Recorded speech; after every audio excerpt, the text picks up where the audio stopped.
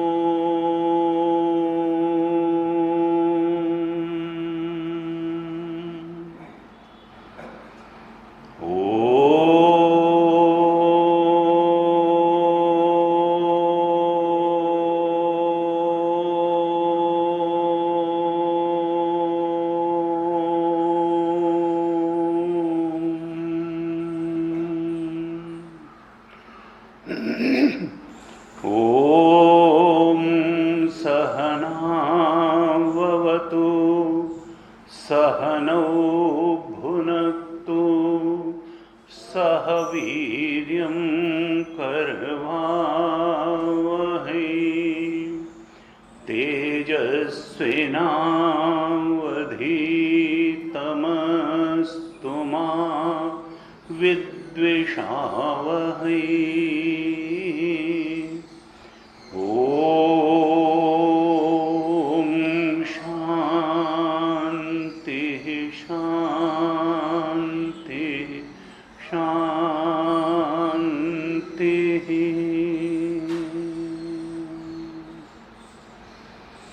सदाशिवसमारम्भां शङ्कराचार्यमध्यमाम् अस्मदाचार्यपर्यन्तां वन्दे गुरुपरम्पराम्। अज्ञानतिमिरान्धस्य ज्ञानाञ्जनशलाकया चक्षुरुन्मीलितं येन तस्मै श्रीगुरवे नमः। तस्मै श्रीगुरवे नमः। शङ्करं शङ्कराचार्यं केशवं बादरायणं सूत्रभाष्यकृतौ वन्दे भगवन्तौ पुनः पुनः। श्रुतिस्मृतिपुराणानाम् आलयं करुणालयं नमामि भगवत्पादं शङ्करं लोकशङ्करम्। ईश्वरो गुरुरात्मेति मूर्तिभेदविभागिने व्योमवद्व्याप्तदेहाय दक्षिणामूर्तये नमः। दक्षिणामूर्तये नमः।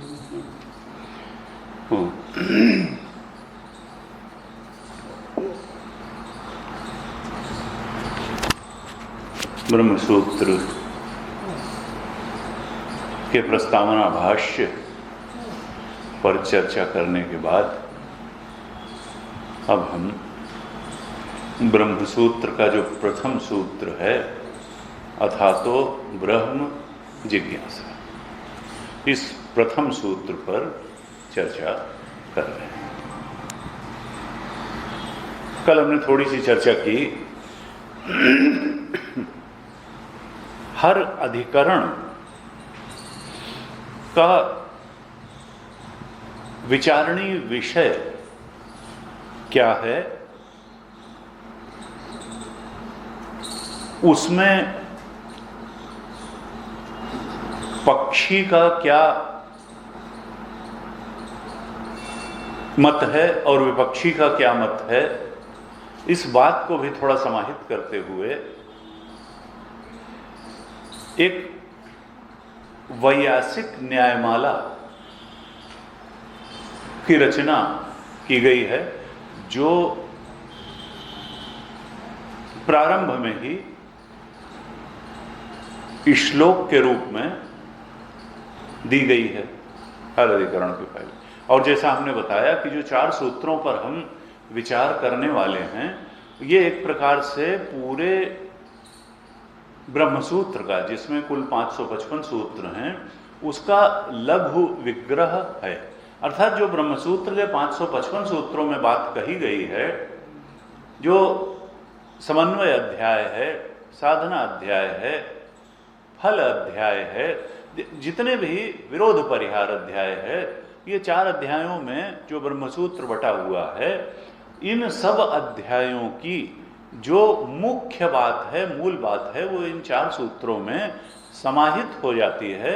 इसलिए इन 4 सूत्रों को पढ़ने के बाद फिर माना जाता है कि जो पूरा ब्रह्मसूत्र अपने आप भी पढ़ा जा सकता है, और नहीं तो उस ब्रह्मसूत्र में कही गई बातों के संबंध में बुद्धि में बहुत स्पष्टता आ जाती है कि वेदांत है क्या, और वेदांत का मूल ग्रंथ ये ब्रह्मसूत्र भगवान बादरायण द्वारा लिखा हुआ, ये कहना क्या चाहता है, जीवन का क्या स्वरूप निर्धारित करता है, जीवन का क्या लक्ष्य निर्धारित करता है, उस लक्ष्य को प्राप्त करने के लिए हमको साधना क्या करनी है, कहाँ से शुरू करना है, कहाँ पहुँचना है, कैसे पहुँचना है, ये बातें इन 4 सूत्रों का ही विधिवत श्रवण कर लेने से स्पष्ट हो जाती है। तो ये लघु विग्रह है, और ये सारे चारों के चारों सूत्र अलग अधिकरण हैं, 4 अधिकरण भी इनके लिए बताए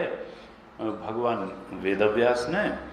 और वैयासिक न्यायमाला में इनके पहले जो भगवान शंकराचार्य जी द्वारा लिखित भाष्य है, उस भाष्य के पहले आप पुस्तक देखेंगे अगर, तो एक एक श्लोक लिखा हुआ है। कल हमने अथातो ब्रह्म जिज्ञासा प्रथम सूत्र के बारे में वैयासिक न्यायमाला में जो श्लोक कहा गया है, उसके बारे में चर्चा करी थी कि उसमें संक्षेप में इस अथातो ब्रह्म जिज्ञासा, जो जिज्ञासाधिकरण, इसका जो अधिकरण है उसको कहा जिज्ञासा अधिकरण, सूत्र का नाम है अथातो ब्रह्म जिज्ञासा, और वैयासिक न्यायमाला का जो श्लोक है, इसमें जो विचारणीय विषय है इस सूत्र का या इस अधिकरण का, उसको भी बताया गया, और जो पक्ष और विपक्ष में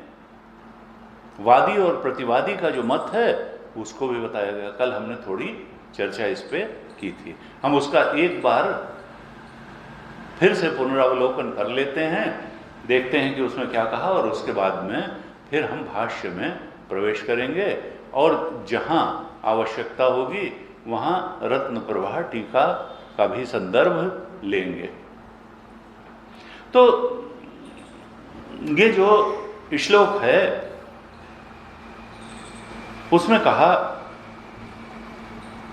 अविचार्यम विचार्यम वा ब्रह्म। विषय क्या है कि ये ब्रह्म अविचार्यम विचार्यम व्या, ये विचारणीय है या नहीं है, क्योंकि जब तक कोई चीज विचारणीय ही नहीं है तो फिर उस पर विचार करेंगे क्यों। तो पहले तो यही बात समझ में आनी चाहिए कि भाई ब्रह्म के विचार करने का कोई मतलब भी है? मनुष्य बाहर की तरफ तो देखता है, मकान बनवाने का कोई मतलब है उसको समझ में आता है, धन कमाने का कोई मतलब है उसको समझ, तो इसलिए धन कमाता है, विचार भी करता है कि कैसे कमाया जाए। नौकरी करने का मतलब समझ में आता है तो ढूंढता भी है, उसके लिए योग्यता निर्धारित। जिस चीज की सार्थकता समझ में आएगी उसके बारे में व्यक्ति विचार भी करेगा और फिर विचारणीय तरीके से जो लक्ष्य और साधन मिलेगा उसका पालन करके उस लक्ष्य को प्राप्त करने। तो पहला तो सबसे बात यही है कि विचार्यम अविचार्यम विचार्यम व ब्रह्म, ये ब्रह्म विचारणीय है भी कि नहीं है। तो पूर्व पक्ष ने कहा कि ब्रह्म को विचार करने की कोई मतलब ही नहीं है, क्योंकि अध्यास अनिरूपणात्, इस बारे में कोई भ्रम ही नहीं है। विचार उसके बारे में किया जाता है जिसके बारे में कोई अध्यास हो, कोई भ्रम हो। इसके बारे में, ब्रह्म के बारे में चूंकि श्रुतियां इतनी स्पष्ट हैं कि कोई भ्रम की बात नहीं है। जब कह दिया श्रुति ने कि अहम आत्मा ब्रह्म, अयम आत्मा ब्रह्म, अहम ब्रह्मास्मि, तो फिर अब विचार की क्या बात रह गई। जब कह दिया यो वै तु भूमा तत्सुखम, जो भूमा का मतलब है जिससे विस्तृत कुछ न हो, ब्रह्म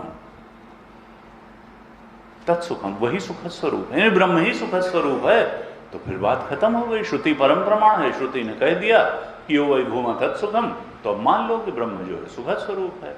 ये अहम ब्रह्मास्मि, अहम का शुद्ध स्वरूप ब्रह्म है, का संदेह है नहीं, इसलिए विचार की कोई जरूरत नहीं है।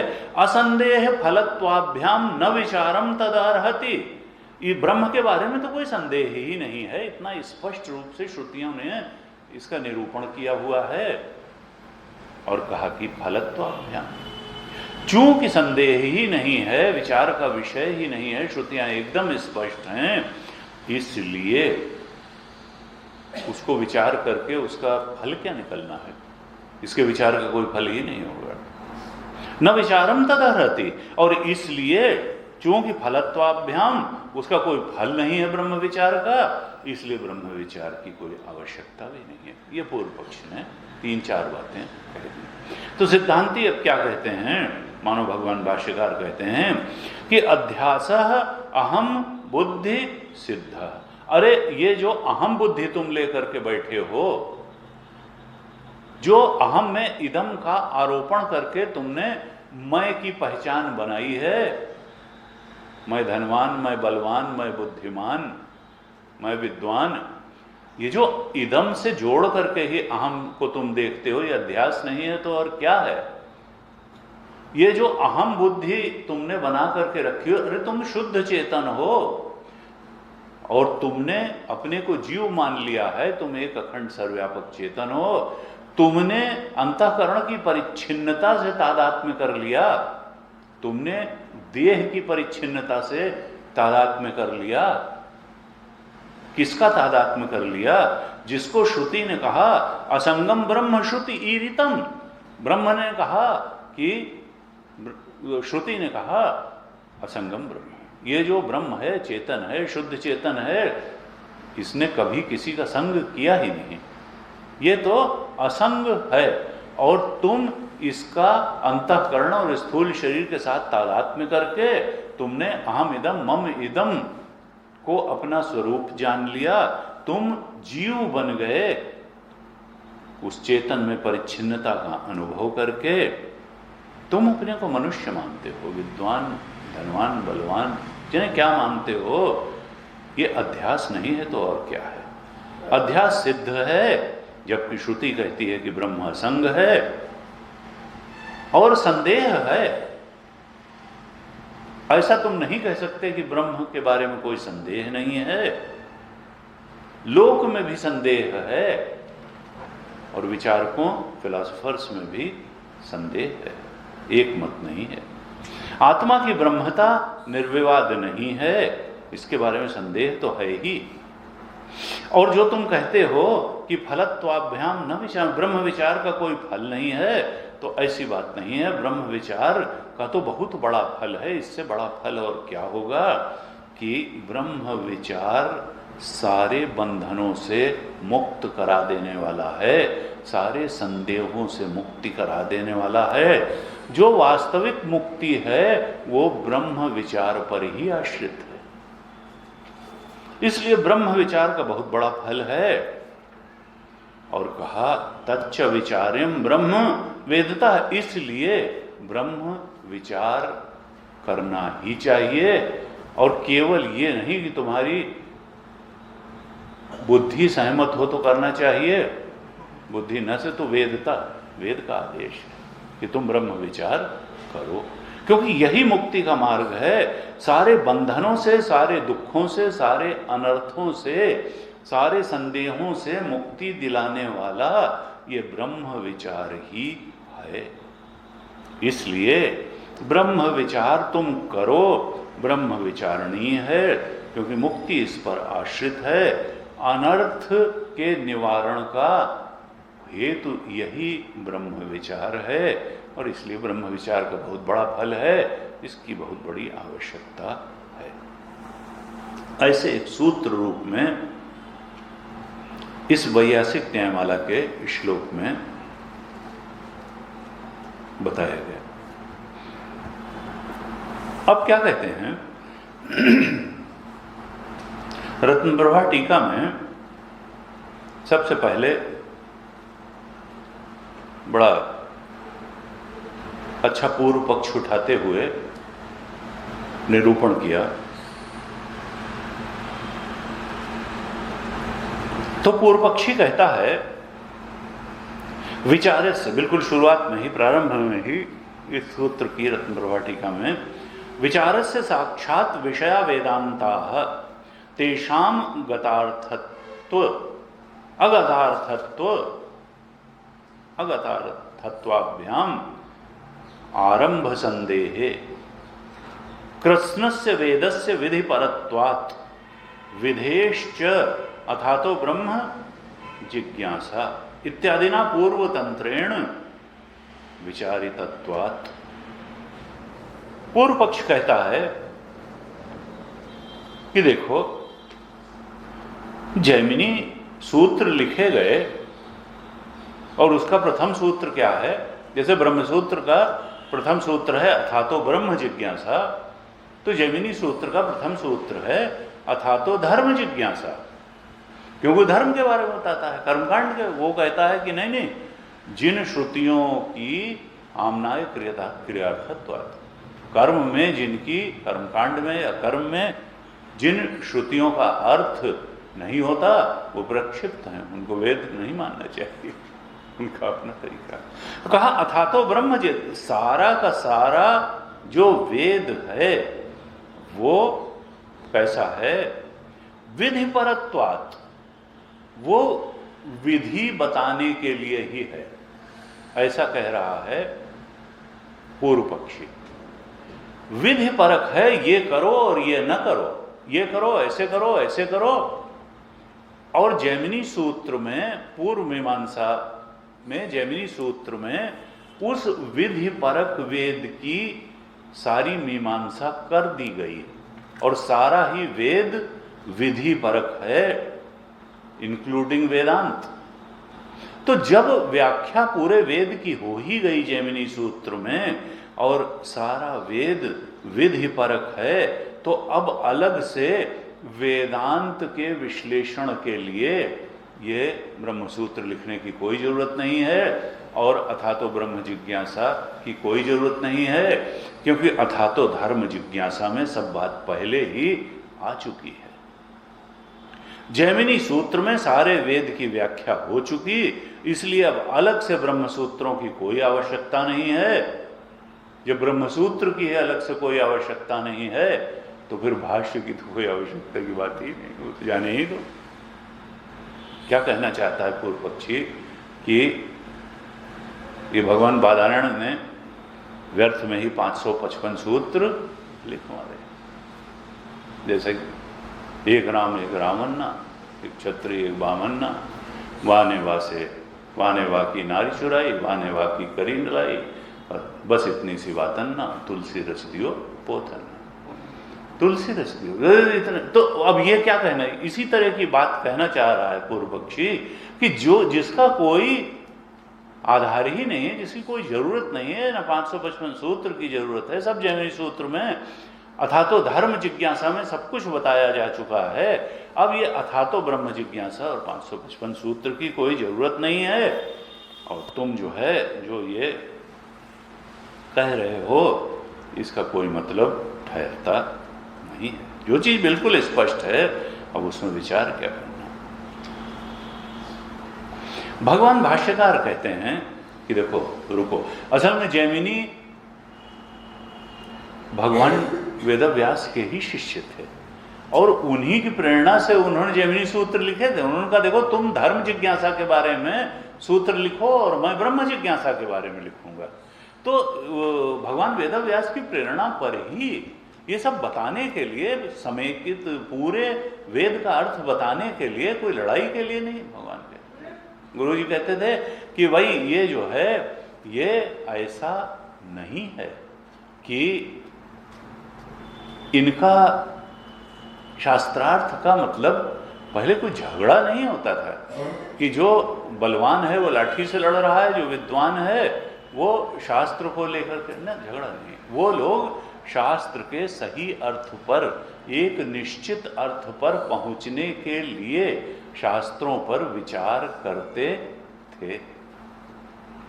शास्त्रार्थ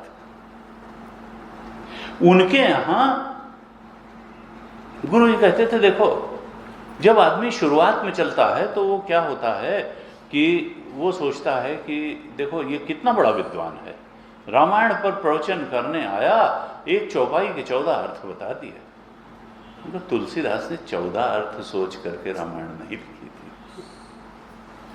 वो बेकार का आदमी है जो एक अर्थ पे नहीं पहुंचता। वो शास्त्र, उन्होंने कहा कि हर चौपाई क्या कहना चाहती है, हर कांड क्या कहना चाहता है, फिर होल सोल पूरी रामायण का संदेश क्या है, पूरी गीता का संदेश क्या है, पूरी गीता का एक एक पद आपको ज्ञात होना चाहिए, उसका अर्थ एक एक श्लोक का अर्थ ज्ञात होना चाहिए, एक एक चैप्टर का क्या संदेश है वो भी मालूम होना चाहिए, और फिर पूरी गीता का क्या संदेश है वो भी आपको मालूम होना चाहिए। और वो उसमें एक रास्ता होनी चाहिए, अलग अलग बात नहीं होगी। पद का अर्थ अलग हुआ और श्लोक की अर्धाली का अलग हुआ, श्लोक का अलग हुआ, चैप्टर का अलग हुआ, पूरी गीता का संदेश अलग हो गया, तब समझ लीजिए आपने कुछ समझा उमझा नहीं है गीता को।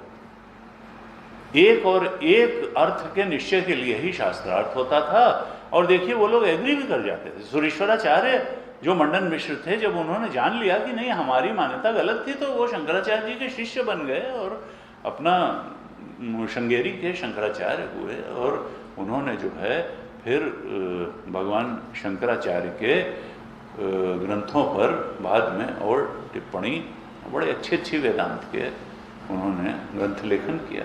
तो ये 14 अर्थ वाली बात जो है ये महानता का लक्षण नहीं है। एक बात, एक सत्य क्या है उस पर पहुंचना चाहिए। क्या बताते हैं सत्य क्या है? जैमिनी सूत्र से कोई झगड़ा नहीं है, लेकिन अगर ब्रह्मसूत्र उस पर इंप्रूवमेंट है तो क्यों इंप्रूव, हमको बिल्कुल स्पष्ट होना चाहिए उसकी कहाँ तक पहुंच है, कहाँ तक वो उसकी सार्थकता है, और फिर ब्रह्मसूत्र की क्या सार्थकता है, क्यों है, ये बिल्कुल स्पष्ट होना चाहिए। तो भगवान भाष्यकार कहते हैं कि देखो पूर्व पक्षी, तुम जरा ये बात सुनो कि पहली बात जो तुम मान करके बैठे हो कि सारा वेद विधि प्रधान है, ये तुम्हारी मान्यता गलत है। विधि प्रधान जो श्रुतियां हैं वो भी वेद में मिलती हैं। ऐसे वेदी बनाओ, ऐसे यजमान, ऐसे जो है ये समिधा लाओ, ऐसे हवन करो, ऐसे, वो सब वेद है। लेकिन इसका मतलब ये नहीं है कि वही वेद है और बस वही अंतिम बात है ना। क्लाइमेक्स जो है वेद के उपदेश का, वेदांत जो सबसे ऊंचा संदेश है वो तो वेदांत ही है। और विधि प्रधान सारे वेद का भी अध्ययन कर लेने पर, कर्मकांड यज्ञ याग आदि की सारी जानकारी प्राप्त कर लेने पर भी ब्रह्म का बोध नहीं होता है। तुम ये मत समझो कि अथातो ब्रह्म जिज्ञासा के बाद जैमिनी सूत्रों में जो कुछ लिखा गया है उसको तुम बिल्कुल ठीक से अवगम कर लोगे तो तुमको ब्रह्मबोध हो जाएगा। एकदम ऐसी बात नहीं है। वेदांत जो है वो कहते हैं ना कि प्रमाण होता क्या है। प्रमाण का अर्थ है कि जो उससे मालूम पड़ रहा है वो अन्य किसी तरह से मालूम न पड़े और अन्य किसी तरह से काटा भी न जा सके, तब जाके उस चीज को प्रमाण कहते हैं।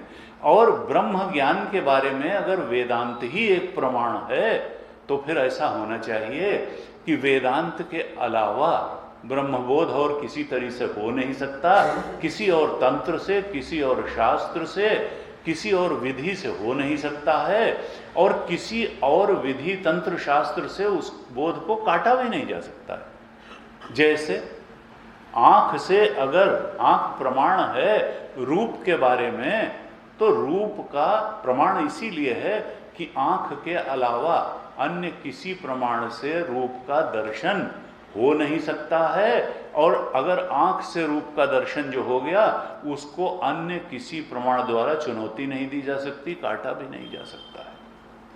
तो ब्रह्म बोध के मामले में, परम सत्य के बोध के मामले में वेदांत ही एक प्रमाण है।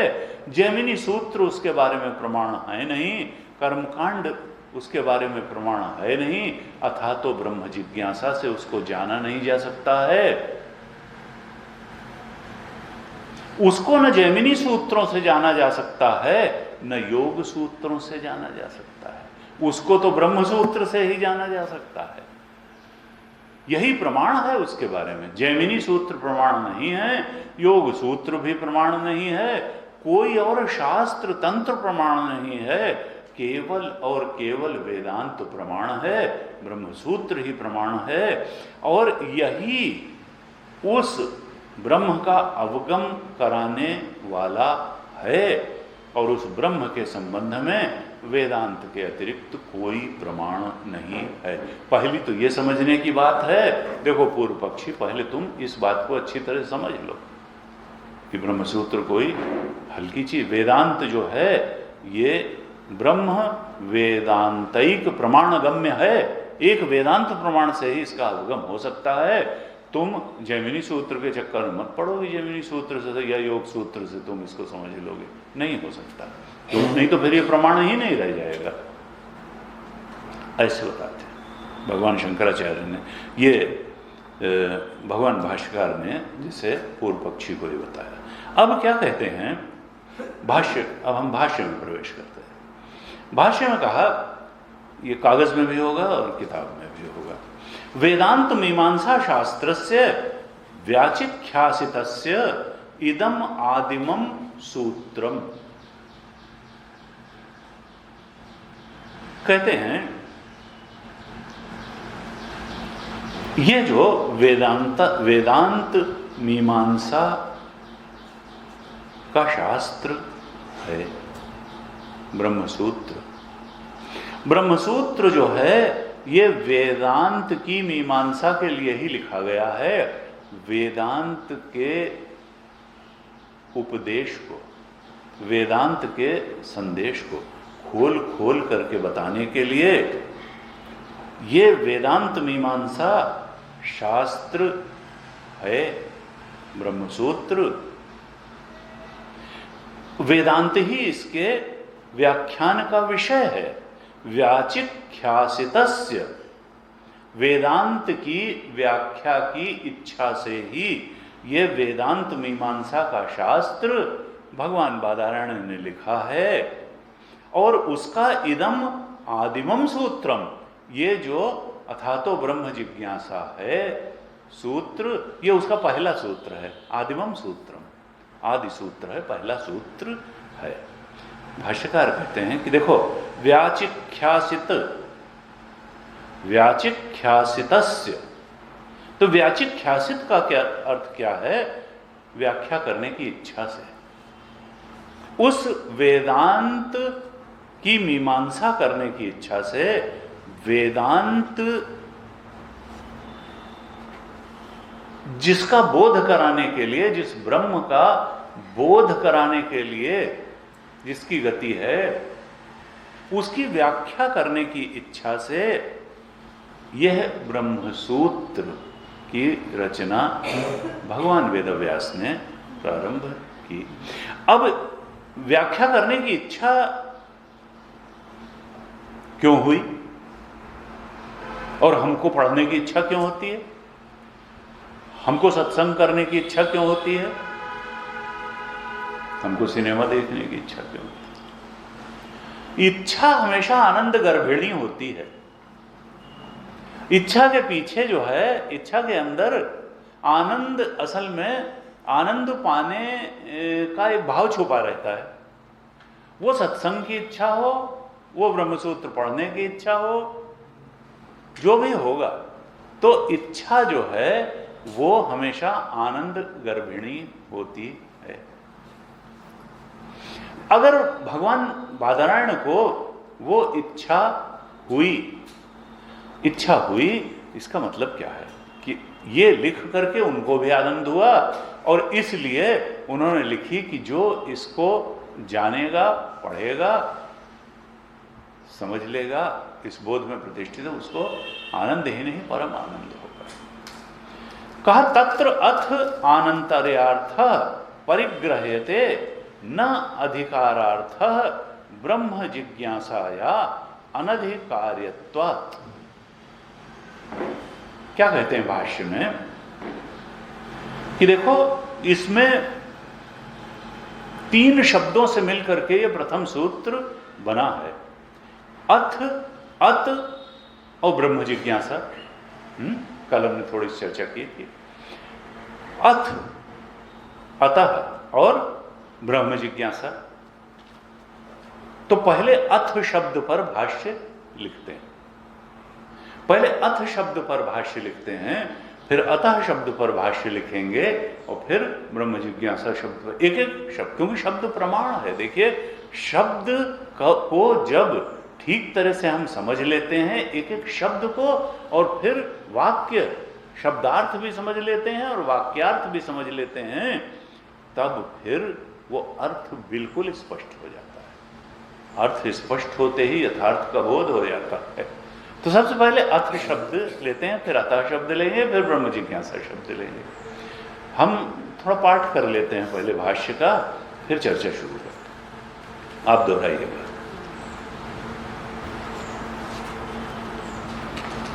वेदांत मीमांसा शास्त्रस्य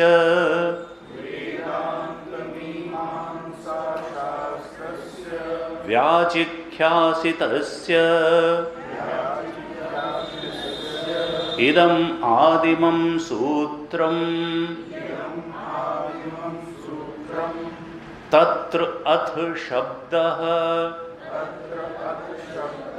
आनन्तर्यार्थः परिग्रह्यते नाधिकारार्थः ब्रह्म जिज्ञासायाः अनधिकार्यत्वात् मंगलस्य च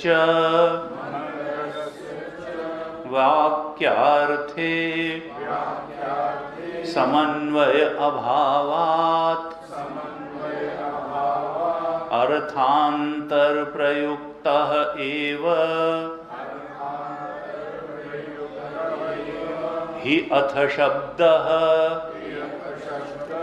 श्रुत्या मंगल प्रयोजनो भवति पूर्व प्रकृत अपेक्षायाः च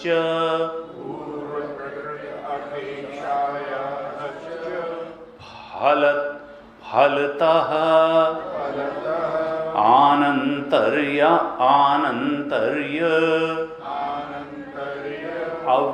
अव्यतिरेकात् सति च आनंतर्यार्थत्वे यथा धर्म जिज्ञासा पूर्ववृत्त वेदाध्ययनम नियमेन अपेक्षते एवं ब्रह्म जिज्ञासा अपि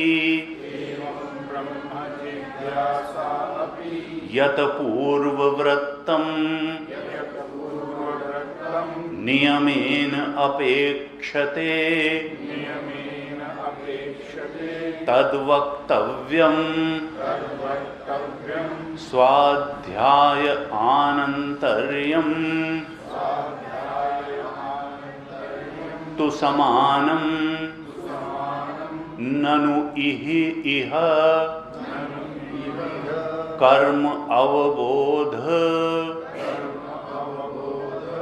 आनन्तर्यं विशेषः न धर्म जिज्ञासायाः प्राग अपि अधीत वेदान्तस्य ब्रह्म जिज्ञासा उपपत्तेः यथा च हृदयादि अवदानानाम् आनन्तर्य नियमः क्रमस्य विवक्षितत्वात् न तथा इह क्रमो विवक्षितः शेषशेषित्वे अधिकृत अधिकारे वा प्रमाण अभावात् धर्म जिज्ञासयोः धर्म ब्रह्म जिज्ञासयोः फल जिज्ञास्य भेदात् च अभ्युदय फलम् धर्म ज्ञानम् तच्च अनुष्ठान अपेक्षम् निःश्रेयस फलं तु ब्रह्म विज्ञानम् न च अनुष्ठानात् न च अनुष्ठानान्तरापेक्षम् न च अनुष्ठानान्तर अपेक्षम् भव्यश्च धर्मो जिज्ञास्यः न ज्ञान काले अस्ति पुरुष व्यापार तंत्रत्वात् इह तु भूत ब्रह्म जिज्ञास्य नित्यत्वात् न पुरुष व्यापार तंत्रम् चोदना प्रवृत्ति भेदात् च या हि चोदना धर्मस्य लक्षणं सा स्वविषये नियुञ्जान एव पुरुषं नियुञ्जान एव पुरुषम् अवबोधयति ब्रह्मचोदना तु पुरुषम् अवबोधयति एव केवलम् अवबोधस्य चोदना अजन्यत्वात् न चोदना अजन्यत्वात् न पुरुषः अवबोधे नियुज्यते यथा अक्षार्थ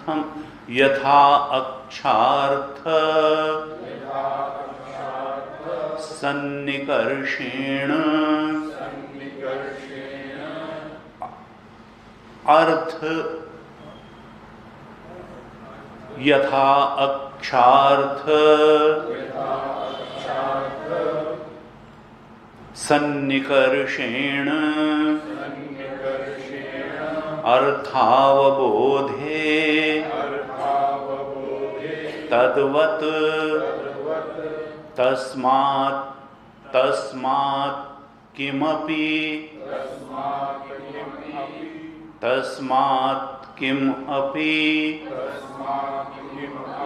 वक्तव्यं यद अनन्तरं ब्रह्म जिज्ञासा उपदिश्यत इति उच्यते। नित्यानित्यवस्तु विवेकः इह अमुत्रार्थ भोग विरागः शमदमादि साधन संपत् मुमुक्षुत्वं च तेषु हि सत्सु प्रागपि धर्म जिज्ञासायाः ऊर्ध्वं च शक्यते ब्रह्म जिज्ञासितुं ज्ञातुं च न विपर्यये। तस्मात् अथ शब्देन यथोक्त साधन संपत्त्या यथोक्त साधन संपत्ति आनन्तर्यम् उपदिश्यते।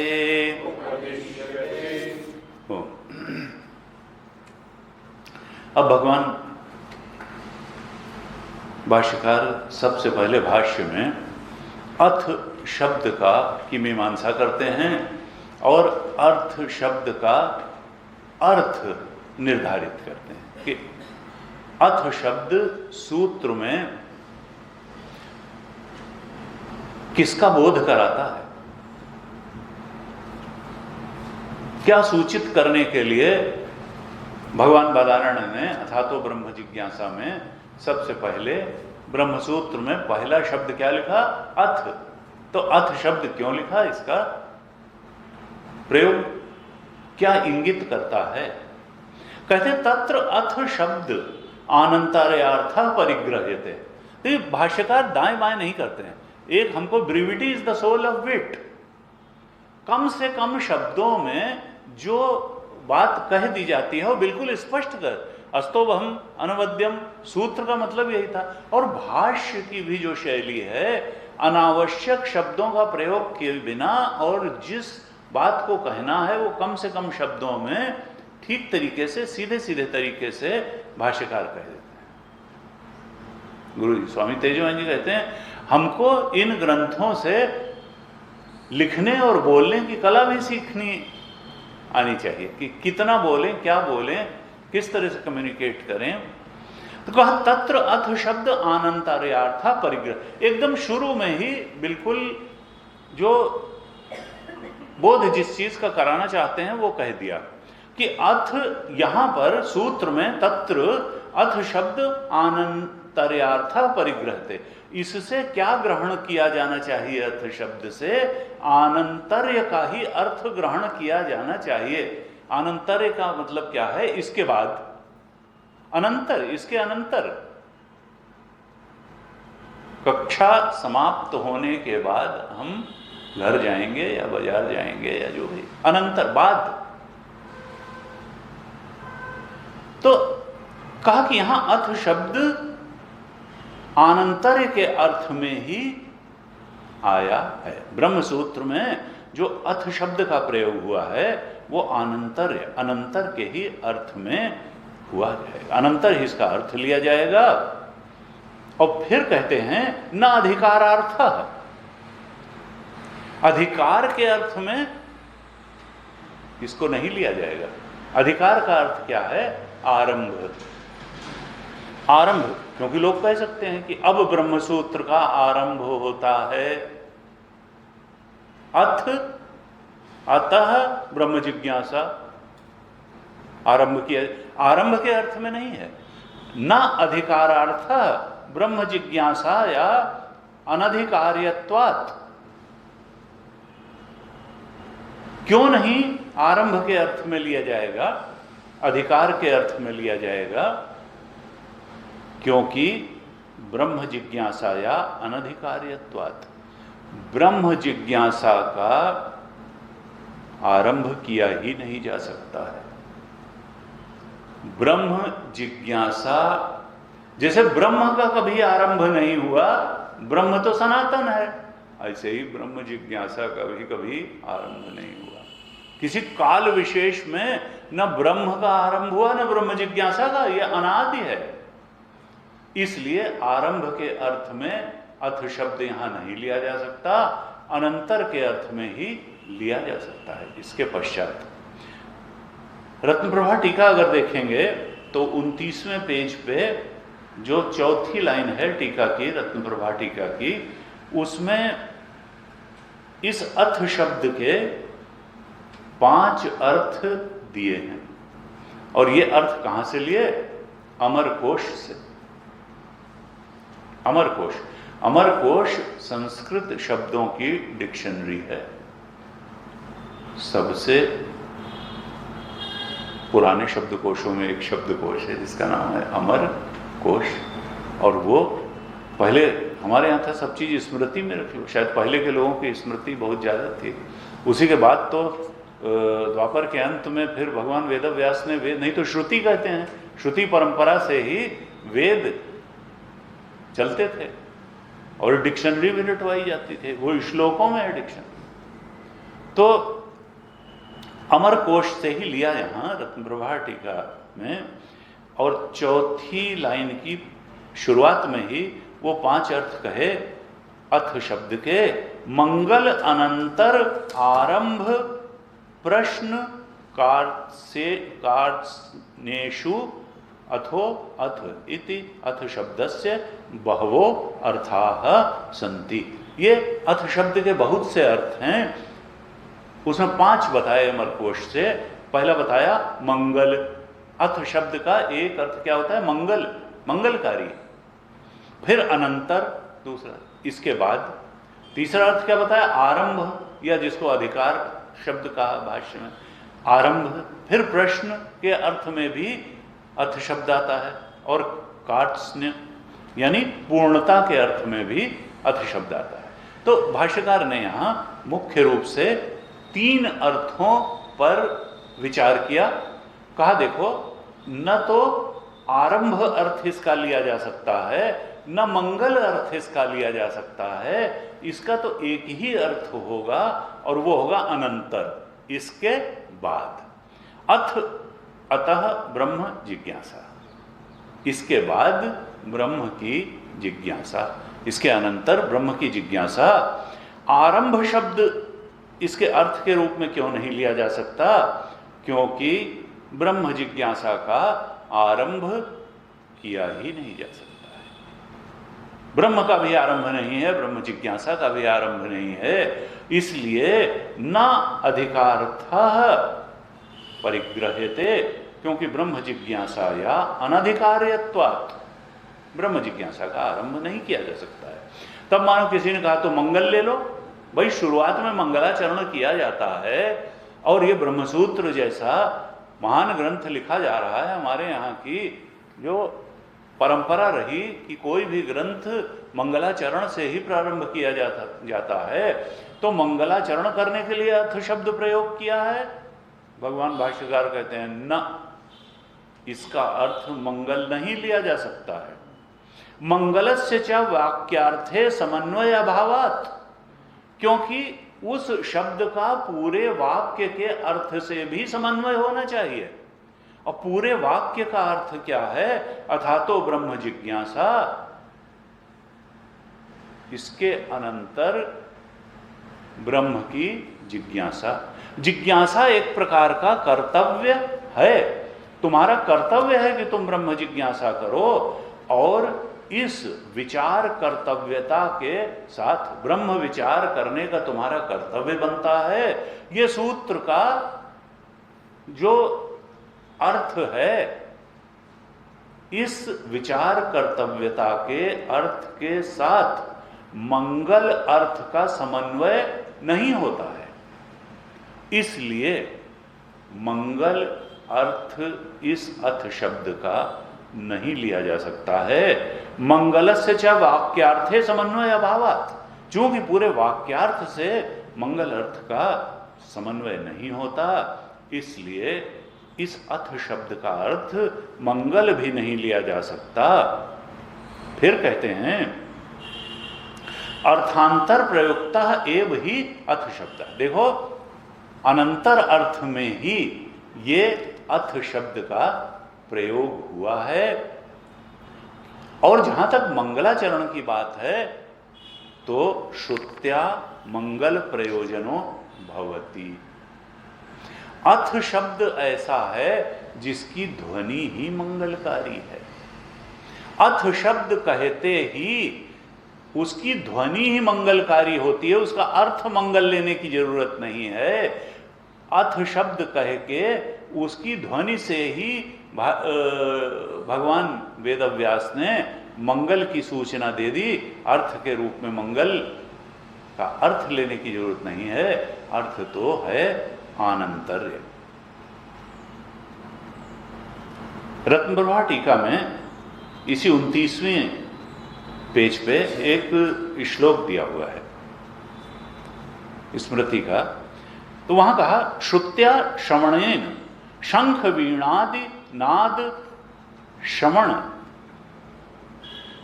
वत ओंकार अथ शब्दयो श्रवणम मंगलम मंगल फलकम। जैसे शंखनाद से मंगल, शंखनाद के श्रवण, उसकी ध्वनि से ही मंगल होता है। वीणा के वादन की ध्वनि सुनने से ही मंगल होता है। ऐसे ही ये जो दो शब्द हैं अथ और ओंकार, इन शब्दों की ध्वनि सुनने से ही मंगल हो जाता है। ओंकार अथ शब्दयोः श्रवणं मंगल फलकम। ओंकार और अथ शब्द की ध्वनि ही मंगल सूचक है। श्लोक में कहा ओंकारः च अथ शब्दश्च द्वै एतौ ब्रह्मणः पुरा कंठम भित्वा विनिर्यातौ तस्मात् मांगलिकौ उभौ। ये जो ओंकारः च अथ शब्दश्च, ये ओंकार और अथ, ये जो दो शब्द हैं, द्वैतो ब्रह्मण पुरा, पहले जो ब्रह्मा जी उत्पन्न हुए कमल से, भगवान के नाभि कमल से, तो उनके कंठ को भेद करके यही दो शब्द निकले, ओंकार और अथ, और ये मंगलकारी हैं। इनकी ध्वनि ही मंगलकारी है। ब्रह्मण पुरा कंठम भित्वा विनिर्यातो, उनके कंठ को भेद करके ये दो ही शब्द निकले मंगल सूचक, ओंकार और अथ। तस्मात् मांगलिक उभव, चूंकि ये पहले शब्द थे, ये मंगलकारी हैं। अर्थ मंगल लेने की जरूरत नहीं, इनकी ध्वनि ही मंगल है। तो अथ शब्द सूत्र में जो प्रयुक्त हुआ है वो आनंतर अर्थ में ही प्रयुक्त हुआ है, और इसकी ध्वनि सुनने से ही मंगल हो जाता है। अब क्या कहते हैं भाष्यकार, पूर्व प्रकृत अपेक्षायाश्च फलतः आनंतर्य अव्यतिरेकात्। कहते हैं पूर्व प्रकृत अपेक्षायाश्च। अब अगर आप इसका अर्थ आनंतर्य बता रहे हो, तब देखो भाई, तुमको ये बताना पड़ेगा अथ अत ब्रह्म जिज्ञासा। ब्रह्म जिज्ञासा हुई, कैसे हुई? इसके बाद हुई अथ अत ब्रह्म जिज्ञासा। ये फिर अगर आनंतर्य अर्थ लिया जाएगा तो ये फिर ये सूत्र ये ध्वनित हो करेगा कि कोई चीज है जिसके बाद ब्रह्म जिज्ञासा हुई, अथ अत ब्रह्म जिज्ञासा। तो वो कौन सी चीज है भाई जिसके बाद ब्रह्म जिज्ञासा होती है? अगर आनंतर्य इसका अर्थ है, अनंतर अर्थ है, तो जरा ये भी तो हमको खोल के बताओ कि किसके अनंतर्य ब्रह्म जिज्ञासा हुई। यानी इसका पूर्व प्रकृत अगर ये फल रूपा है तो इसका हेतु कौन है ब्रह्म जिज्ञासा का? किसके अनंतर हुई? इसका पूर्व प्रकृत क्या है? इसका नियत पूर्व भावी कौन है? इसका कारण क्या है ब्रह्म जिज्ञासा का? जैसे घड़े का कारण मिट्टी है, जब घड़ा होगा तो मिट्टी जरूर होगी उसके पहले, तो क्योंकि मिट्टी के अनंतर ही घड़ा होगा। तो जरा हमको ये बताओ कि ब्रह्म जिज्ञासा किसके अनंतर होती है? पूर्व प्रकृत अपेक्षायाः च फलतः आनंतर्य अव्यतिरेकात्। अगर तुम इस ब्रह्म जिज्ञासा को फल रूपा मानते हो तो फिर इसका हेतु कौन है? हेतु और फल संबंध होता है, हेतु रूपा कौन है? पूर्व प्रकृत क्या है? अगर जिज्ञासा ब्रह्म जिज्ञासा फल रूपा है तो ये तो भाई बताना पड़ेगा कि इसके पहले क्या है। जिज्ञासा पहले नहीं थी, फिर उत्पन्न हुई, तो उत्पत्ति के पहले साधक ने क्या किया जिससे ये ब्रह्म जिज्ञासा उत्पन्न हुई? क्योंकि अगर आप इसको फल रूपा बता रहे हो जिज्ञासा को, तो इसको पूर्व प्रकृति की अपेक्षा है, इसको किसी हेतु की अपेक्षा है।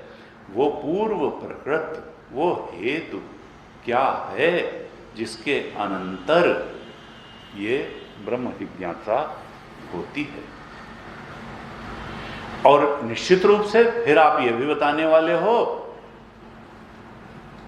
कि कोई चीज तो है जिसके अनंतर ब्रह्म जिज्ञासा होती है, ब्रह्म जिज्ञासा का जो कारण है। और ये ब्रह्म जिज्ञासा को तुमने फल रूपा जरूर बताया है, लेकिन ब्रह्म जिज्ञासा का भी कुछ फल होता है और वो है ब्रह्म ज्ञान, यानी ये भी कारण रूपा है। इसका भी कुछ कारण है जिसका ये फल है, और इसका भी कुछ फल होगा, इसके लिए कारण होगी, वो फल होगा ब्रह्मबोध। तो कहते हैं कि सतिच आनंतर्यार्थत्वे यथा धर्म जिज्ञासा पूर्ववृत्तम वेदाध्ययनम नियमेन अपेक्षते एवं ब्रह्म जिज्ञासा अपि यत पूर्ववृत्तम नियमेन अपेक्षते तद वक्तव्यम। पूर्व पक्षी पूछता है कि भगवान, ये आपने अथ का शब्द का अर्थ आनंतर्य तो कर दिया और जिज्ञासा फिर फल रूपा हो गई, तो इसका पूर्व प्रकृत क्या है? क्या हुआ? इसके पहले साधक ने क्या किया जिससे ब्रह्म जिज्ञासा हुई? क्योंकि हमको जैसा मालूम है कि धर्म जिज्ञासा के लिए, धर्म जिज्ञासा कब होती है? सतीच आनंतर्यार्थत्वे यथा धर्म जिज्ञासा पूर्ववृत्तम। धर्म जिज्ञासा का पूर्व प्रकृत क्या है, उसके लिए अपेक्षा क्या होती है? वेदाध्ययनम नियमेन अपेक्षते। वेदाध्ययन करने के बाद ही धर्म जिज्ञासा होती है।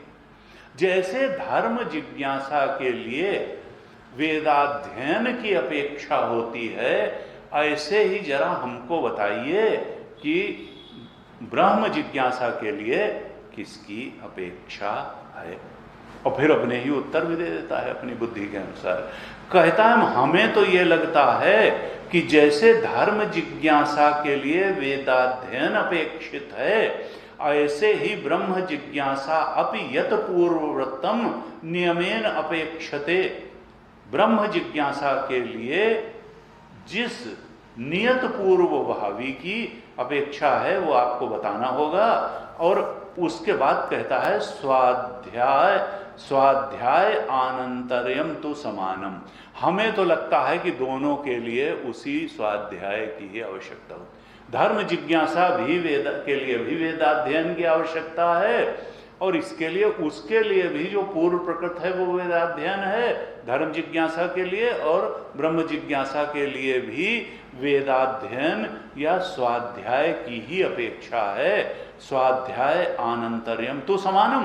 धर्म जिज्ञासा और ब्रह्म जिज्ञासा दोनों में पूर्व प्रकृत जो है स्वाध्याय ही है, वेदों का अध्ययन। इसी के अनंतर मुझे तो लगता है कि ब्रह्म जिज्ञासा भी होती है और धर्म जिज्ञासा भी होती है। भाष्यकार के अच्छा मीमांसक का यह विचार, मीमांसक क्या कहते हैं, ननु इह कर्म अवबोधन आनंतर्यम विशेषः।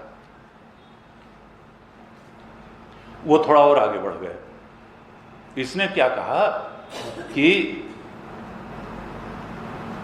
वेद का अध्ययन स्वाध्याय जैसे धर्म जिज्ञासा के लिए आवश्यक है, ऐसे ही ब्रह्म जिज्ञासा के लिए मैं समझता हूं कि वेदों का अध्ययन स्वाध्याय आवश्यक है। स्वाध्याय के बाद जैसे धर्म जिज्ञासा होती है, ऐसे ही ब्रह्म जिज्ञासा भी हो जाती है। मीमांसक ने कहा, पूर्व मीमांसक यानी धर्म जैमिनी सूत्र वाले ने, उसने कहा ननु यह कर्म अवबोध आनंतर्यम विशेष। मैं तो समझता हूं कि जो कर्म का अवबोधन है, धर्म का अवबोधन है, जो कर्म या धर्म का ज्ञान है, वो ब्रह्म जिज्ञासा में विशेष कारण है या असाधारण कारण है। ब्रह्म जिज्ञासा कब होती है? धर्म जिज्ञासा के बाद। उसने क्या कहा, विशेष असाधारण कारण क्या है? देखिए दो कारण कहे जाते, एक सामान्य कारण और एक असाधारण कारण। असाधारण कारण के बिना कोई चीज उसका निर्माण नहीं हो सकता है, उसका फल नहीं आएगा असाधारण कारण के बिना। और कुछ साधारण कारण होते हैं, सामान्य कारण होते हैं। जैसे घड़ा बनाना है तो उसमें मिट्टी असाधारण कारण है, कुम्हार असाधारण कारण है। मिट्टी के बिना घड़ा नहीं बनेगा, कुम्हार के बिना घड़ा नहीं बनेगा, और चाक के बिना भी घड़ा नहीं बनेगा। तो मिट्टी भी असाधारण कारण है, कुम्हार भी असाधारण कारण है, और चाक भी असाधारण कारण है। लेकिन जो देश काल और परिस्थिति है, पानी बरस रहा हो, कैसे घड़ा बने? देश काल ये साधारण कारण है इनके बिना, लेकिन ये तो रहते ही हैं, ये साधारण कारण है। असाधारण कारण मिट्टी, कुम्हार, चाक है। इसी तरीके से कहा, मैं समझता हूं कि जो धर्म जिज्ञासा है वो ब्रह्म जिज्ञासा में असाधारण कारण है। कर्म का ज्ञान और धर्म का ज्ञान ठीक तरह से होने के बाद ही ब्रह्म जिज्ञासा होगी। तो कर्म अवबोधन आनंतर्यम विशेष, कर्म और धर्म के ज्ञान के बाद ही ब्रह्म जिज्ञासा होगी। मीमांसक का ऐसा मत है। धर्म कर्म का ज्ञान ब्रह्म जिज्ञासा में असाधारण कारण है। भगवान भाष्यकार कहते हैं, देखो सुनो भाई, तुम गलती मत करो, गलत स्टेटमेंट मत दो ना। सबसे पहले कहा ना, तुम्हारी बात ठीक नहीं है ना। धर्म जिज्ञासाया प्राग अपि, अरे धर्म जिज्ञासा के पहले भी तुम्हारे अंदर धर्म जिज्ञासा धेला बराबर ना हो। धर्म जिज्ञासाया प्रागपि अधीत वेदांतस्य ब्रह्म जिज्ञासा उपपत्तेः। तुम्हारे अंदर धर्म जिज्ञासा नाम की, तुम याग यज्ञ करना ढेला बराबर न जानते हो, तुमको कुछ न मालूम हो कि इस यज्ञ में कैसी ईंटें लगाई जाती हैं, कितनी लगाई जाती हैं, कौन से मंत्र पढ़े जाते हैं, कौन सी संविधा लगाई जाती है, यजमान कौन बनता है, कैसे, क्या कुछ ज्ञान न हो धर्म जिज्ञासा का तो भी तुमको ब्रह्म जिज्ञासा हो सकती है। ये जो तुम सोचते हो कि धर्म जिज्ञासा विशेष असाधारण कारण है ब्रह्म जिज्ञासा के लिए, ये तुम्हारी बात बिल्कुल गलत है। धर्म जिज्ञासाया प्रागपि, धर्म जिज्ञासा के पहले भी, लेकिन कहा अधीत वेदांतस्य, जिसने वेदांत थोड़ा बहुत सुना हो उसको ब्रह्म जिज्ञासा हो सकती है। ब्रह्म जिज्ञासा उपपत्ति है, उसके अंदर ब्रह्म जिज्ञासा। अधीत वेदांतस्य एक शब्द लिखा खाली भाष्यकार ने। अधीत वेदांतस्य का क्या मतलब है? पूरा वेदांत पढ़ लिया हो? कहा नहीं, आपातत ज्ञान। एक होता है व्यवस्थित ज्ञान, जैसे हम यहां बैठ करके हमने 20 महीने तक मांडूक्यकारिका का, उसके पहले जो है कठोपनिषद, मुंडकोपनिषद, ये क्या है? ये व्यवस्थित ढंग से ज्ञान का आदान प्रदान है। और एक है आपातत ज्ञान, कहीं गए, सत्संग हो रहा था, थोड़ा बैठ गए और वहां ब्रह्म शब्द कान में पड़ गया, वहां कुछ अच्छी बातें कान में पड़ गई, कुछ अंतःकरण शुद्धि के साधन, कैसे अंतःकरण शुद्ध का महत्व पड़ गया, साधन भी जानकारी में आ गए। कहा आपातत ज्ञान, थोड़ा यहां थोड़ा वहां से सुना हुआ, थोड़ा यहां से सुना हुआ, कुछ इस संत के पास बैठ करके सुन लिया, कुछ इसके विचार पढ़ लिए, कुछ ये अच्छी किताब पढ़ ली, कुछ ये ग्रंथ पढ़ लिया, कुछ यहाँ सुन लिया। इस तरह से जो फुटकर का ज्ञान होता है उसको कहते हैं आपातत ज्ञान। यहाँ वही उसी आपातत ज्ञान से अर्थ है अधीत वेदांतस्य। इस प्रकार का जो आपातत ज्ञान है, जो सत्संग से भी प्राप्त हो सकता है और जो पूर्व जन्म के सत्कर्मों से भी आया हुआ हो सकता है, उस आपातत ज्ञान से ब्रह्म जिज्ञासा हो सकती है। अधीत, इसके लिए धर्म जिज्ञासा कोई आवश्यक प्री कंडीशन नहीं है। ऐसे जो है बताया शंकराचार्य ने कहा, ये मत सोचो कि सब यज्ञ कराना सीख लोगे तो ब्रह्म जिज्ञासा होगी। नियत पूर्व भावित्व तो नहीं है ब्रह्म जिज्ञासा और ये धर्म जिज्ञासा और ब्रह्म जिज्ञासा का। फिर कहते हैं यथा च हृदयादि अवदाना नाम आनंतर्य नियम क्रमस्य विवक्षितत्वात् न तथा इह क्रमो विवक्षितः। यहां पर ये क्रम विवक्षित नहीं है। जैसे अथ शब्द का मतलब, वेद में जब अथ शब्द आता है तो उसका एक अर्थ आता है क्रम, इसके बाद ये करो, इसके बाद ये करो, इसके बाद ये करो, इसके बाद ये करो। तो यहां जो अथातो ब्रह्म जिज्ञासा शब्द आया है उसमें कोई क्रम नहीं है कि इसके बाद ये होगा। जैसे दृष्टांत देते हैं, इशारा करते हैं, यथा च हृदयादि अवदाना नाम आनंतर्य नियमः क्रमस्य विवक्षितत्वात्। जैसे वेद में पशु बलि के यज्ञों का भी वर्णन आता है, मारण विचार बहुत, क्योंकि वेद सर्वार्थ प्रकाशक है।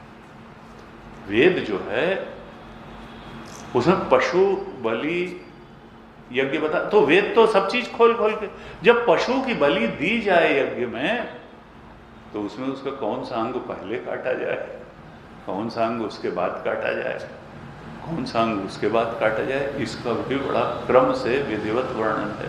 उधर इशारा कर रहे हैं भगवान शंकराचार्य। हृदयादि अवदाना नाम आनंतर, जैसे वो खोल खोल के वेद बताता है। यहाँ रत्नप्रभा टीका में 31वें पेज में आखिरी लाइन और उसके पहले की लाइन, इसमें तैत्तरीय संहिता में जो इस संदर्भ में जो तैत्तरीय संहिता कहती है वो बताया, हृदयस्य अग्रे अवद्यति, सबसे पहले हृदय काटो। अब गुरु जी कहते थे, इसको सुन के कई बार धक्का भी लगता है, लेकिन अब ये है हृदय से अग्रे अवद्यति, सबसे पहले हृदय की बलि दो। अथ जिह्वाया, उसके बाद जीभ काटो, उसके बाद जिह्वा की बलि दो। अथ वक्षसा, और उसके बाद वक्षस्थल काटो, उसकी बलि दो, वक्षस्थल की। तैत्तरीय संहिता। कहा यहां पर क्या है, वो उनका तो केवल भाष्यकार का कोई पशु बलि का समर्थन करना, उस यज्ञ को बताना उद्देश्य नहीं है। उनका उद्देश्य केवल अथ शब्द से क्रम विवक्षित नहीं है, ये बताना है कि जैसे वेद में अथ शब्द क्रम, हृदय से अग्रे अवद्यति, अथ जिह्वायाः अथ वक्षसः, यानी हृदय के बाद तुम जिह्वा, अथ उसके बाद जिह्वा, उसके बाद अनंतर, इसके बाद अथ, जो क्रम एक, तो यहां क्रम की बात नहीं है कि अथातो ब्रह्म जिज्ञासा। जैसे वेद में कई जगह अथ शब्द क्रम को इंगित करने के लिए आता है, जैसे पशु याग में पशु बल करने में क्रम से पशु को काटने का विधान है, वहां पर जो अथ शब्द का अर्थ है वो क्रम विवक्षित है, लेकिन यहां जो अथ शब्द का अर्थ है वो क्रम नहीं है। यहां अथ शब्द का अर्थ आनंतर्य है, क्रम नहीं है। अवदाना नाम आनंतर्य नियमः, वहां पर क्रमस्य विवक्षितत्वात्, वहां अथ शब्द का अर्थ जो विवक्षित है वो क्रम है। न तथा यह क्रमो विवक्षिता, वैसा ब्रह्मसूत्र में अथ शब्द का अर्थ क्रम नहीं है। कहते हैं शेष शेषित्वे अधिकृत अधिकारे व प्रमाण अभावात्। ये धर्म जिज्ञासा और ब्रह्म जिज्ञासा में शेष शेषी का संबंध भी नहीं है। उसी को काट रहे हैं मीमांसक के कि नहीं, धर्म जिज्ञासा असाधारण कारण है ब्रह्म जिज्ञासा का। कहते हैं देखो, न तो उसके बाद में होगी, न क्रम विवक्षित है कि पहले ये होगा, और इसमें शेष शेषी का संबंध भी नहीं है, अंग अंगी का संबंध भी नहीं है। शेष शेषी का अर्थ क्या है? अंग अंगी। शेष का मतलब है अंग और शेषी का मतलब है अंगी। अंग का मतलब क्या है? साधन, और अंगी का मतलब क्या है? साध्य, प्रयोजन। साधन और साध्य का संबंध होता है। ऐसा नहीं है कि धर्म जिज्ञासा साधन है और ब्रह्म जिज्ञासा साध्य है। शेष शेषी संबंध का मतलब यह है कि धर्म जिज्ञासा और ब्रह्म जिज्ञासा में शेष शेषी संबंध नहीं है, अर्थात साधन और साध्य का संबंध नहीं है कि ब्रह्म धर्म जिज्ञासा साधन है और ब्रह्म जिज्ञासा साध्य है। ऐसा कुछ नहीं, उनमें कोई संबंध ही नहीं है। तुम अगर ये सोचो कि उनमें साधन साध्य का संबंध है या शेष शेषी का संबंध है धर्म जिज्ञासा और ब्रह्म जिज्ञासा में, तो ऐसा कोई संबंध नहीं है। क्या कहना चाहते हैं कि अविनाभाव नहीं है। धर्म जिज्ञासा हुए बिना ही ब्रह्म जिज्ञासा हो सकती है। आवश्यक नहीं है कि ब्रह्म जिज्ञासा के पहले धर्म जिज्ञासा हो। फिर क्या कहते हैं? अधिकृत अधिकारे व, इनमें अधिकृत और अधिकार का संबंध भी नहीं है। ऐसा नहीं है कि जिसके अंदर धर्म जिज्ञासा हुई उसी को ब्रह्म जिज्ञासा का अधिकार होगा, वही अधिकृत होगा ब्रह्म जिज्ञासा के लिए। इसमें अधिकृत अधिकार का ही संबंध है। वो कोई अधिकार नहीं देती है धर्म जिज्ञासा ब्रह्म जिज्ञासा के लिए। इनमें अधिकृत अधिकार भी संबंध नहीं है। जैसे क्या कहते हैं कि ये कहा जाता है कि भाई जिसका उपनयन संस्कार हो गया हो वही इस यज्ञ के लिए अधिकारी है। तो उपनयन संस्कार के बाद किसी एक यज्ञ विशेष के लिए वो अधिकृत होता है, अधिकार संपन्न होता है। इस प्रकार से कोई अधिकृत अधिकार संबंध धर्म जिज्ञासा और ब्रह्म जिज्ञासा का नहीं है कि धर्म जिज्ञासा के बाद ही व्यक्ति ब्रह्म जिज्ञासा के लिए अधिकृत होता है, ब्रह्म जिज्ञासा के अधिकार को प्राप्त करता है। का धर्म जिज्ञासा और ब्रह्म जिज्ञासा में अविनाभाव नहीं। धर्म जिज्ञासा के बिना ही ब्रह्म जिज्ञासा हो सकती है। केवल एक शब्द अभी तक भाष्यकार ने ब्रह्म जिज्ञासा के लिए प्रयोग किया है और वो है अधीत वेदांतस्य, अर्थात आपातत ज्ञान होना चाहिए। कहीं कहीं से कुछ सुना होना चाहिए, कुछ पढ़ा होना चाहिए कि ब्रह्म भी कुछ है और ब्रह्म का कुछ लाभ है, कुछ फल है ब्रह्म विचार का ये सब क्यों भगवान भाष्यकार इतना विस्तार से बता रहे हैं? क्योंकि आगे एक अधिकरण आएगा जिसका नाम है सर्वापेक्षा अधिकरण। सर्वापेक्षा ने सर्व अपेक्षा अधिकरण। और वो क्या कहता है कि ब्रह्म जिज्ञासा को और ब्रह्म ज्ञान को सबकी अपेक्षा है। सबकी अपेक्षा मतलब ध्यान की भी अपेक्षा है, सत्कर्म की भी अपेक्षा है, उपासना की भी अपेक्षा है। सर्वापेक्षा अधिकरण। ब्रह्म जिज्ञासा और ब्रह्म ज्ञान को सबकी अपेक्षा है। तो कहीं लोग कंफ्यूज न कर जाएं उस सूत्र से, उस अधिकरण से, इसलिए। और वहां पर भामती का वाचस्पति मिश्र ने जो टीका लिखी है उस पर, तो वहां उन्होंने कहा कि देखो, ये जो ब्रह्म ज्ञान है इसको तो प्रमाण विचार के अलावा और किसी की अपेक्षा नहीं है। श्रवण मनन निधिध्यासन से ही आत्मज्ञान ब्रह्म ज्ञान हो जाता है। मनन निधिध्यासन तो खुद करना है। कुछ तो कहते हैं कि अगर उत्तम अधिकारी तो श्रवण में ही ब्रह्म ज्ञान हो जाएगा। मनन और निधिध्यासन तो मध्यम अधिकारी के लिए है। हमने मांडुक्य में भी ये पढ़ा। तो ब्रह्म ज्ञान को श्रवण या प्रमाण विचार के अलावा किसी की अपेक्षा नहीं है।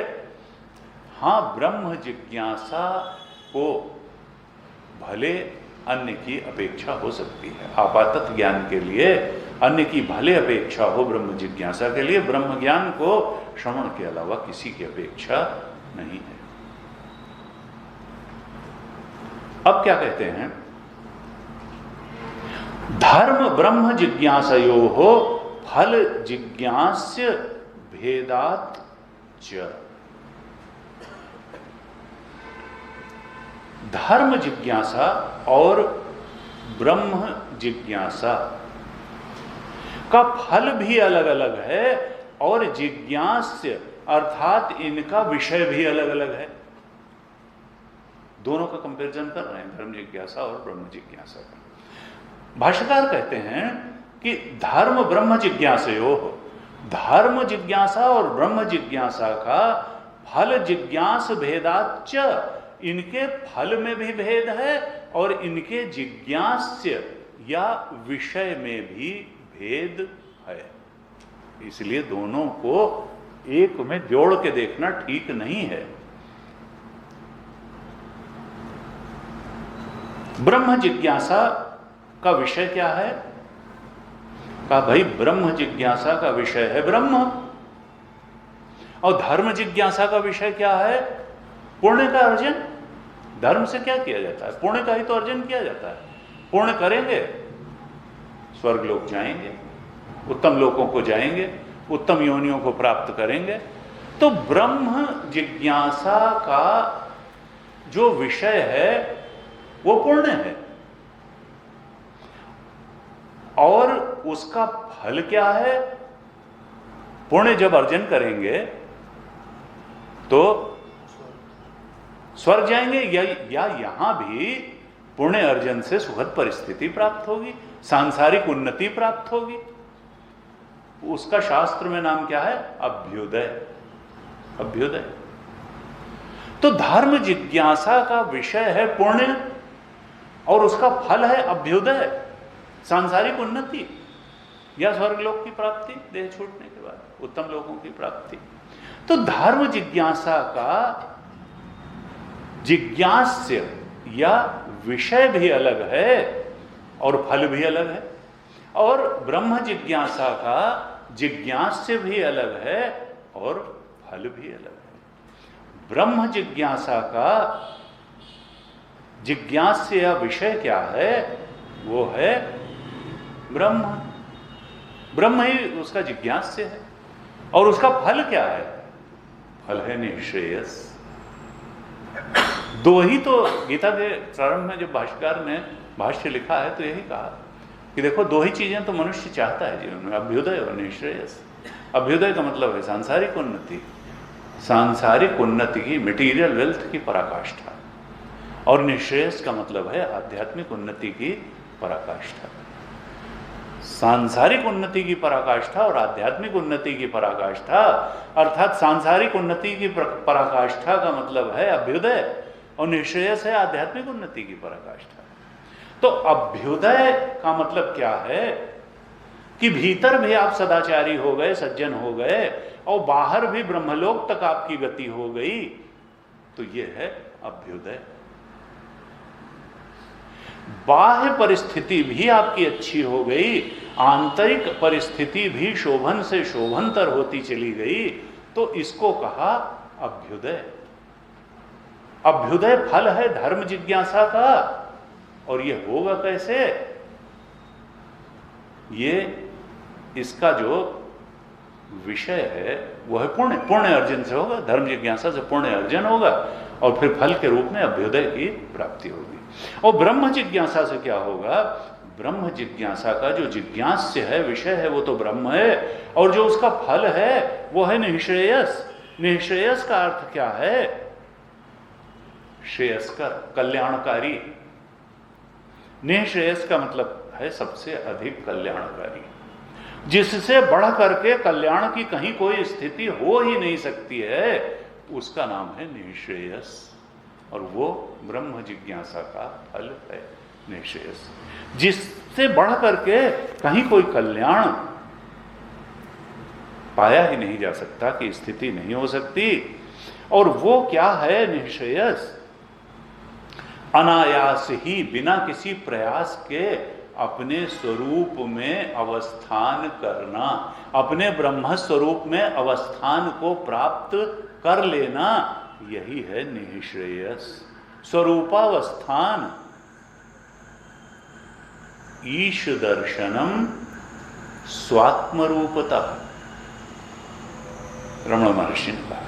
वो परम सत्य का दर्शन अपनी आत्मा के रूप में हो, बाहर नहीं। कर्दम ऋषि पुत्र के रूप में भगवान कपिल को प्राप्त कर लिया, ज्ञानावतार कपिल का, भगवान का, लेकिन उन्होंने कहा कि अब आपको मैं नमस्कार करता हूं, और अब मैं जा रहा हूं वन को, और वहां अपनी आत्मा के रूप में आपको प्राप्त करने के लिए साधना करूंगा। ईश दर्शनम स्वात्म रूपता, बाहर तो आपके दर्शन हो गए, पुत्र रूप में आप मुझे प्राप्त भी हो गए, लेकिन यहां से बात खत्म नहीं हुई।